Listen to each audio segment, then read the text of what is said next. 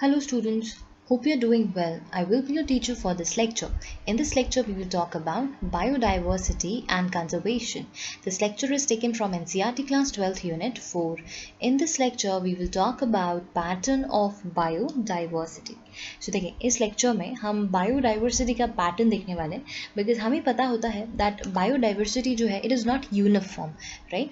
Biodiversity is not uniform. तो ये कैसे चेंज होती है, कैसे वेरी करती है with the change in the latitude and species. ठीक है, तो अब देखो सबसे पहले पैटर्न ऑफ बायोडाइवर्सिटी में हम बात करेंगे अबाउट लैटिट्यूडनल ग्रेडियंट. किसके? About latitudinal gradients. तो जो लैटिट्यूडनल ग्रेडियंट्स हैं, लैटिट्यूडनल ग्रेडियंट्स यानी कि अब लैटिट्यूड किस तरीके से स्पीसीज डाइवर्सिटी को अफेक्ट करता है. तो many plants and animals groups जो हैं ये अलग अलग लैटिट्यूड पे इनकी डाइवर्सिटी अलग अलग आपको देखने को मिलेगी. ठीक है, अगर अपन जनरली एक बात करें तो देखो, तो जैसे जैसे species diversity the species diversity decreases from species diversity decreases from equator to poles. तो जैसे जैसे आप इक्वेटर से पोल्स की तरफ जाओगे तो जो स्पीसीज डाइवर्सिटी है वो कम होती जाती है. ठीक है, कैसी होती जाएगी? कम होती जाएगी. अब आप देखो ये जो द ट्रॉपिक्स है हार्बर्स मोर स्पीसीज. ट्रॉपिक्स और ट्रॉपिक्स कहाँ आपको देखने को मिलेगा? ट्रॉपिक्स आपको देखने को मिलता है between 23.5 degree north to 23.5 degree south. ठीक है, तो it harbor more species, right, than the temperate. It harbor more species than the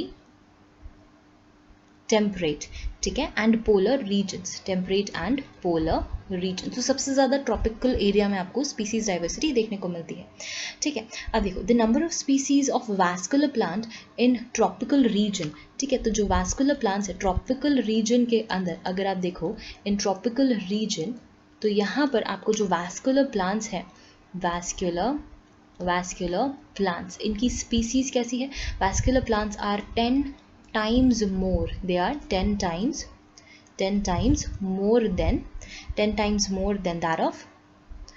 that of temperate forest. ठीक है, than that of temperate forests. ठीक है, अब अगर आप Amazonian rain forest के बारे में बात करो, if you talk about Amazonian rain forest, rain forest, तो अमेजोनियन रेन फॉरेस्ट में आप देखो जो कि साउथ अमेरिका में प्रेजेंट है, तो इसके पास प्रेजेंट है 40,000 स्पीसीज ऑफ प्लांट्स. कितनी? 40,000 स्पीसीज ऑफ प्लांट्स. यहाँ पर प्रेजेंट है 1,25,000 स्पीसीज ऑफ इंसेक्ट्स. ठीक है, यहाँ पर प्रेजेंट है 3,000 species of fishes and 427 of amphibians. और यहाँ पर आपको देखने को मिलेगा 378 are reptiles, 1300 birds, 1300 of birds, and last में 427 amphibians, So यहाँ पर आपको ये स्पीसीज डाइवर्सिटी देखने को मिलती है. ठीक है, चले आगे बढ़ते हैं. अब ट्रॉपिकल में ज़्यादा स्पीसीज क्यों हैं as compare to temperate? So why tropical has more diversity. क्यों है? Why tropical is having more diversity?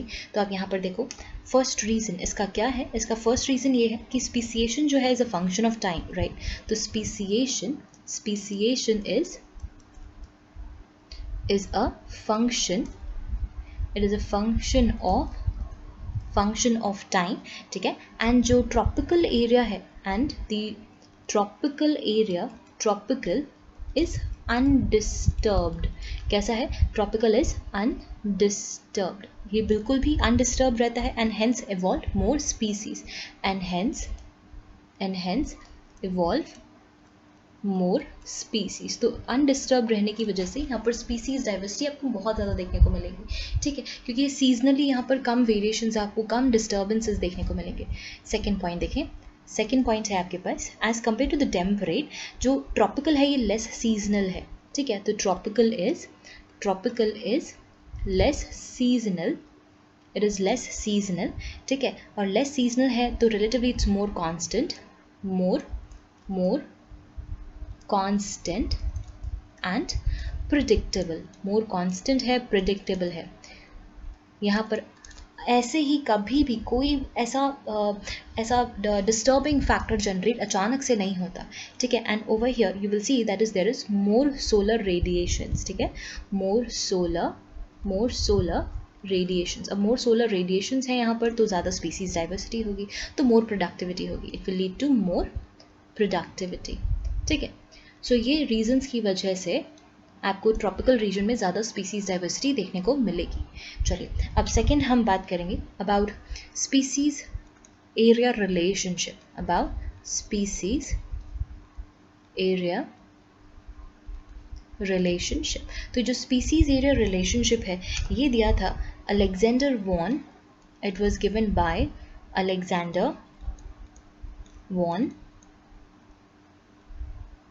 Humboldt, right, Alexander von Humboldt ने। तो he was a German botanist.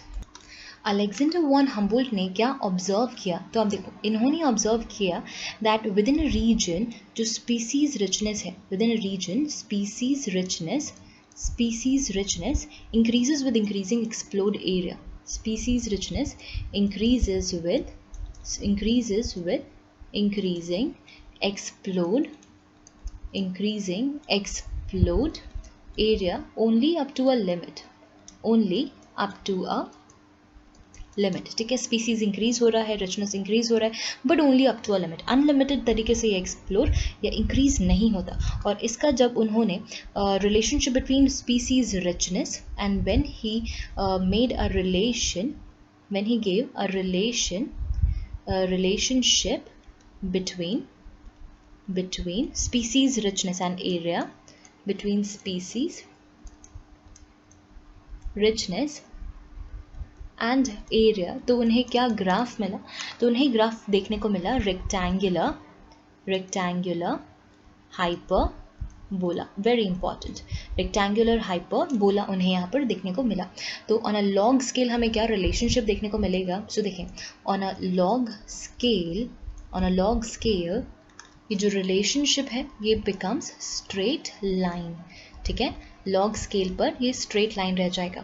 तो इसका आपको लॉग स्केल पे देखने को मिलेगा log s is equals to log c plus z log a, ठीक है, whereas s is species richness, s is species richness, z है, z is the slope of line, it is a slope of line या regression coefficient, ठीक है।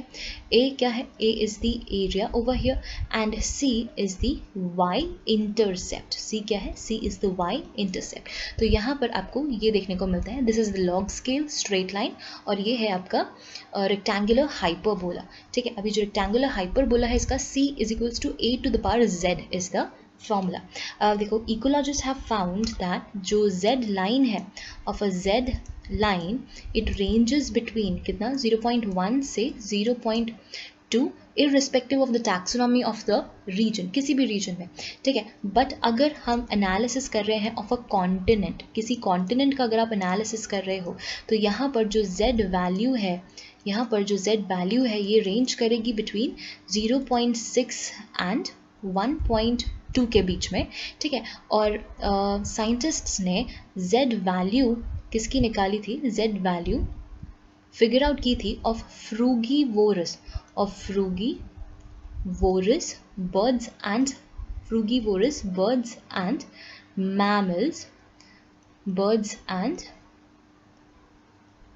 Mammals in tropical forest, कहाँ पर, in tropical in tropical forests. तो ये देखने को मिला था, important, it came out to be 1.15. ठीक है? So this is the species area relationship. Okay, I hope you understood the explanation. Thank you.